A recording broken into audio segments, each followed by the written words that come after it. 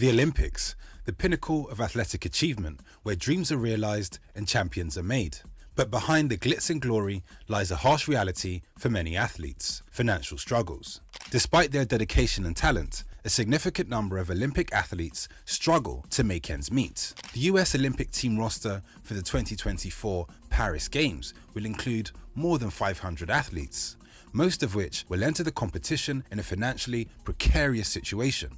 Now, how much an American athlete can earn from participating in the Olympics varies wildly, depending to a large extent on the profile of the athlete's sport and the athlete themselves, as well as, of course, winning in their respective sports. Now, as with most sports, income is distributed like a pyramid, with the top 10% of athletes earning the majority of the income and 90% of athletes having to distribute whatever is left. As it pertains to American athletes and the Olympics, unless an athlete wins a medal, he or she will not be recompensed for competing at the games. A lot of folks assume that Olympic athletes across the board are paid at least enough to compete.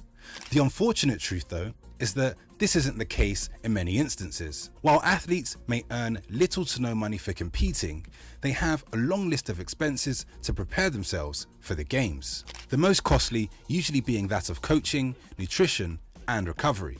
Some estimates put these costs for high-performing athletes at over $100,000. Now, considering this disparity between income and outgoings, and the fact that outside of the UK and Singapore, most athletes are not paid to attend the Olympics, it's no surprise why so many athletes are broke.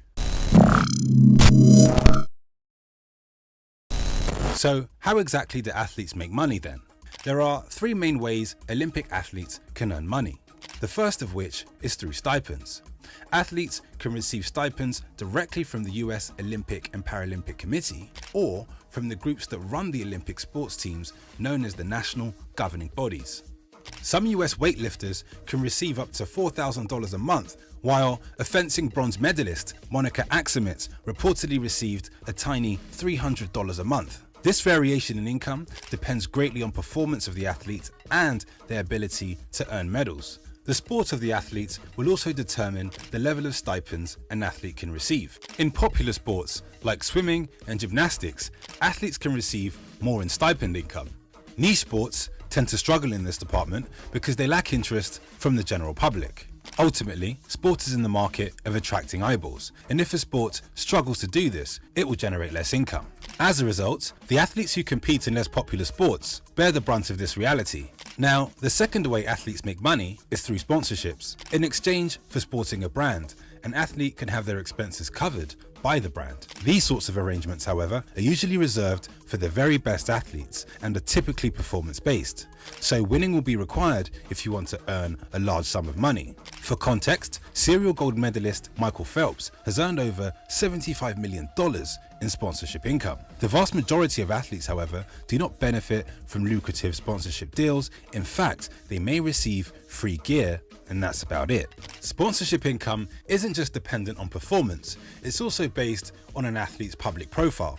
If an athlete has managed to cultivate a large following and has a personal brand that can be leveraged by sponsors, then it's likely that brands will want to partner with said athlete. This is also true for entertainers, musicians, and athletes across the board. Being good at what you do may not translate into how popular you are. For context, David Beckham was never the best footballer in anybody's eyes, but he had a public profile which surpassed many of his peers. As brands look to get the highest return on investment from their sponsorships, they may lean toward sponsoring the more popular athlete, not the best one. Now, the third way athletes can earn is by winning prize money. Ultimately, athletes are competing to be number one, but also to be top of the income pyramid. In the US, there are pre-Olympic tournaments like the Diamond League meets, which offers winners of competitions up to $10,000. The International Olympic Committee, or the IOC, doesn't award athletes money for medals, but some countries do. In fact, the IOC is very reluctant to share in the profits of the Olympics, as I've discussed in my video here. The US OPC has something called Operation Gold, which means that if you earn a medal at the Olympic Games, you'll receive prize money for that. For gold medalists, that means a bonus of $37,500, silver medalists $22,500, and bronze medalists $15,000. We have to remember though that these bonuses are one-time payments available every 4 years. So while it's better than nothing, it's certainly not enough for an athlete to live off. So what could be done to improve things for athletes? Firstly, I would say the IOC could distribute more money to athletes for competing and even more for winning. Let me know what you think about this concept down in the comments below. Secondly, I think more athletes should try to build a larger brand outside of their sport so that they can leverage their influence with potential sponsors. While this may be difficult for those who are less extroverted and just want to focus on their sport, it may be a necessary evil, if you will. Third, and a little bit more radical, athletes could scrap attending, decide to put on their own events and try to monetize said events themselves. This will require a complete rewiring of the brain and challenging of the status quo, something I'm sure nobody will do.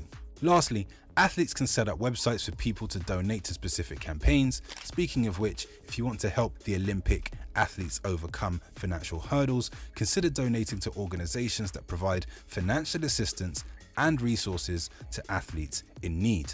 And there you have it, a brief description as to why so many Olympic athletes are broke. If you like this video, please smash the like button and subscribe to the channel if you haven't already.